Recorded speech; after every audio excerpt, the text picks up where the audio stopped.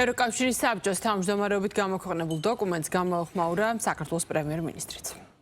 Გაგვებული არიან ადამიანები, რომლებიც პირდაპირ იყვნენ ჩართული რევოლუციურ პროცესებში სახელმწიფო ინსტიტუტებზე თავდასხმაში.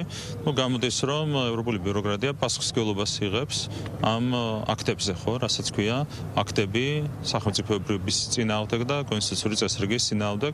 მე ევროპული ბიუროკრატიის ადგილზე, რა თქმა უნდა, ასეთ კრიმინალურ აქტებზე პასუხისმგებლობას არ გავიზიარებდი და არ ავიღებდი.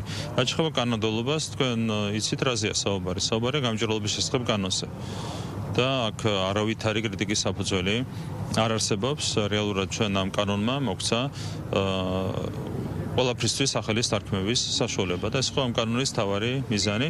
ყველაფრის დაერქვა თავისი სახელი, დაერქვა სახელი ეგრეთ წოდებულ NGO-ებს, ეგრეთ წოდებულ სამოქალაქო საზოგადოებას, უცხოურ აგენტურას დაერქვა რეალურად თავისი სახელი და საბოლოო ჯამში ეს არ მოწონს ვიღაცას ევროპულ ბიუროკრატიაში.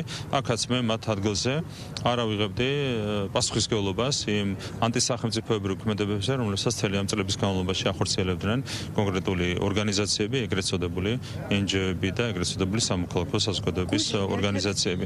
ყველა მიმართულებით მე ამ ასე ვთქვათ განცხადებას დავარქმევდი პასუხისმგებლობის აღებას კრიმინალზე და ანტისახელმწიფოებრივ ქმედებებზე, რომელიც ხორციელდებოდა ქართული ხალხის წინააღმდეგ და ქართული სახელმწიფოს წინააღმდეგ. ჩვენ თავის დროზე 2022 წელს მარტივი გაანგარიშება გავაკეთეთ და ვნახეთ, რომ მინიმუმ 10%-იან ვარდნას გამოიწვევდა ეკონომიკის 10%-იან ვარდნას სანქციებთან მიერთება.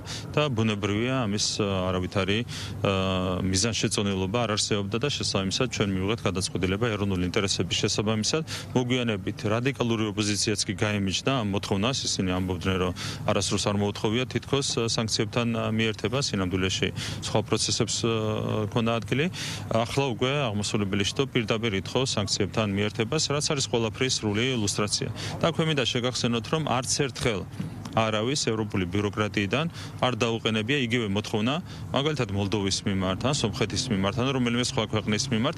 აქაც ჩანს, რა თქმა უნდა, ორმაგი სტანდარტები. აქ მაინც ვერ იტყვის ქალბატონი კალასი, რომ მოლდოვას არ სურს ევროკავშირში გაწევრიანება. ხო, რა თქმა უნდა, ყველგან არის ორმაგი სტანდარტები, არიან კონკრეტული ქვეყნების პრემიერ-მინისტრები, რომლებსაც შეუძლიათ ევროპიდან გადაფრინდნენ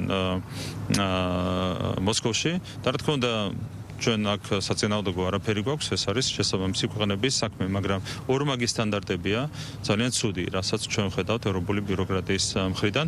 ერთ შემთხვევაში ერთი რამ შეიძლება იყოს მოსაწონი და მეორე შემთხვევაში აჩერ ნაკლებ, ასე ვთქვათ, მოცემულობა შეიძლება გქონდეს მკვეთრად უარყოფითი რეაქცია.